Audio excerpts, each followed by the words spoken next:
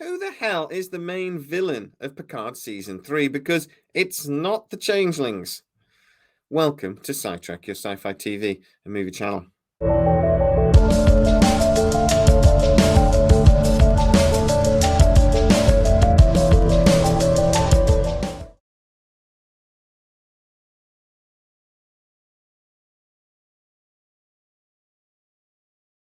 So, we have a mystery.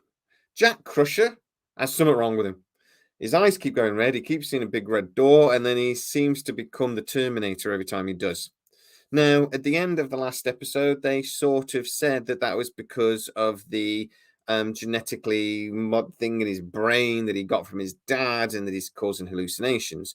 But obviously, that doesn't tell the whole story. I think that is a little bit of a red herring. It seems to be because, well, it doesn't explain the Terminator thing and it doesn't explain the red eyes thing. So there seems to be more going on. Now, we also now know that actually the main villain isn't actually the Changelings. Now, when Captain Vidic lobs a hand off and that thing appears and it talks to him, it keeps saying, your ship, your people. And from the advert we've seen for the next episode, he actually threatens the Changelings repeatedly. He says, your structure is not as advanced as you think. You're basically just liquid. And he then uses some weapon that basically affects Vidic and stops her from, being able to hold her corporeal form.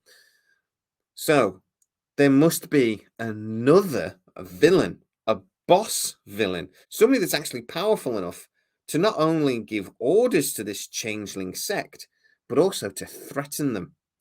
Who on earth could it be? Well, there are a couple of possibilities, but for this, I think we need to really think about the Jack Crusher mystery. But that goes back to Picard. So, the Changelings infiltrated Daystrom. They stole several weapons from Daystrom, but they also stole the corpse of Jean-Luc Picard. It seems to be at some point after that, they realized they needed Jack Crusher, and they started going after him big time. Now, it seemed to me that if they knew that before they attacked Daystrom, they'd have actually gone after Jack Crusher first to avoid exactly what's happened. They're running out of time. They need this weapon or whatever it is they're planning ready for Frontier Day. And that is only now a couple of days away. So it seems logical to me that when they took the corpse of Picard, they didn't know they were going to need Jack Crusher. So that says to me that there's some sort of maybe DNA thing going on here, that they need compatible DNA, i.e., Jack, his son, to make whatever it is they're planning work. So we're maybe assuming that, unless they're so incompetent that they decided to steal the corpse first, do the distraction, and then go get Jack, who nobody knew about, and they could have very quietly taken months earlier if they'd really wanted to. What about the red eyes thing? Is that a big hint?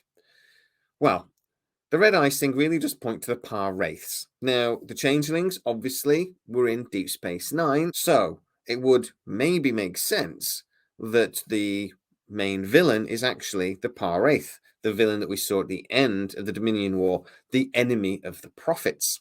Now, the Changelings would potentially be very scared of the Prophets and maybe even the Par Wraith, because at the end of the day, it was the Prophets that completely vaporized their entire fleet as it passed through the wormhole.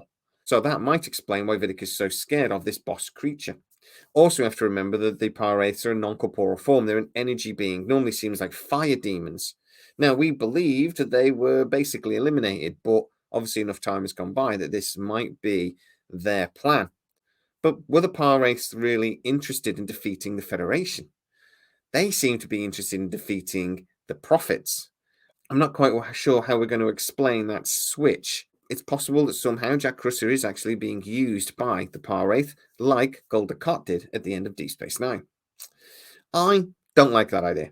I hate that idea. I never really liked that whole bit in Deep Space Nine. For me, the finale of Deep Space Nine was like 3 episodes before the end, and then they had that whole thing with Cisco, the Prophets, and the Par-Wraith, and that just bit like tacked on at the end. It didn't interest me. The Dominion War for me was the really interesting part of Deep Space Nine. That whole bit just seemed like another bit. So let's hope that's not the way they're going. It's very spiritual, it's very religious-y, it's very big sci-fi, and I'm hoping they've actually got a better idea. But another possibility I thought of actually was maybe the Borg. Now, before you turn off the video, Terry Metalis does seem to have a bit of form. He will set up one possibility. He then very quickly goes another way. He seems to like throwing in little red herrings. He seems to like throwing in little things, sending us in the wrong direction.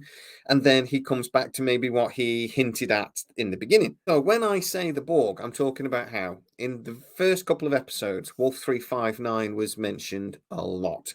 Locutus was mentioned a lot. In a couple of episodes ago, when Shaw was talking about it, he said, Locutus, a Borg so bad, he's the only one they gave a name to. Now, I'm wondering if that is a big hint that we might actually see Locutus return at the end of Star Trek Picard Season 3. But why would the Borg need to use the Changelings? Well, for one, they're quite far away. Two, every time they have gone toe-to-toe with the Federation, they've lost. First time, they were lucky, fair enough. Second time, they were defeated. And the Federation has been improving its defenses ever since. The Federation is ready for an attack. But also, they've learned from their encounters with Voyager and Janeway that the Federation is a significant threat that caused massive damage to the Borg fleet. Voyager and Janeway was also very influential during the conflict with 8472. Again, a conflict that massively damaged the Borg's capability to fight. So perhaps the Borg are still in a weakened state, still back over in the Delta Quadrant licking their wounds. And perhaps they're using the Changelings in this proxy war to wipe out the Federation. So what is this whole thing with Picard's body? Well, we know that obviously he turned into a Borg, he had the implants, etc., and they were removed. But it seems from the start of First Contact that he can still connect with the Borg. He can still hear them. There must be some residual technology left in Picard's corpse. Perhaps that's what they need to trigger, or whatever it is they're doing, this big threat that's going to wipe out Starfleet. I'm also wondering, so why would they need the DNA? Well, because Picard's dead. Maybe they need another body to transfer across to create a new Locutus. So maybe Jack Crusher will be that vessel, that body that they use. Or maybe they just need his bloody DNA to kickstart Picard. I don't know. But whatever it is, it seems to be connected. But the main reason why I genuinely think the Borg are going to be involved, it's a big TNG finale. How can you have Picard Season 3 and how can you have what they keep calling the TNG movie they wish they'd had, the finale the TNG crew deserve, without the Borg? It seems to me that they are the biggest bad guys from the TNG, and bringing them back really disappointed us in Season 2. Maybe we can see the real Borg in Season 3. This is just a theory. I don't know for sure, but I do seem to think that Terry Metalis is hinting and pointing us in this direction. As I say, though, he seems to like to do that and then send us in a completely different direction. But what about the elephant in the room? And I'm just going to discuss this quickly. Kirk's body. Now, when I saw that, I just assumed that was a way of setting up that Picard's body was also at Daystrom. We saw the little thing and the printout next to Kirk's body that actually there was something called Project Phoenix. This is a hark back to actual William Shatner's books, where Kirk was actually brought back from the dead, like a phoenix from the flames. There's also theories that they were going to actually create some sort of genetically modified being from the best and brightest of Starfleet. Possibly. But Daystrom is basically a weapons facility. It's where they hide all of their most dangerous technology. So whatever purpose they have for having Kirk, Picard, and whoever else's corpse there, it's not going to be good. That has led to the theory that maybe Kirk will return. William Shatner still looks good. He could get up there and he could pull the part off, and fans would go crazy. But I think it was a red herring. I think it was just a setup for why Picard's body was there. In a way, just to explain why Picard's body was there. But if William Shatner did return, even for a brief cameo, maybe episode 8, damn, that would be cool. But I gotta say, I am loving Picard Season 3. I am excited for the premiere each Thursday, and I cannot wait to see how they wrap this series up. It's a great show. However, Terry Metalis decides to take it, I'm certain we're going to bloody love it. So, but guys, get into the comments and tell me what you think. What do you think the story with Jack Crusher is? It's not the brain thing, is it? There's going to be more to it. But what do you think? And who is this finale villain? Who is the big boss? Who is the big bad? Tell me what you're thinking. If you are new to the channel, please like, subscribe, hit that bell notification. It really helps us out and you will never miss any of our new videos. Also, you can support the channel even more by going to patreon.com/sidetrack, or you'll get to see most of our new videos before everybody else on YouTube. There's also a load of other links in the description for lots of Sidetrack related stuff. As always, please stay safe. I'll see you next time.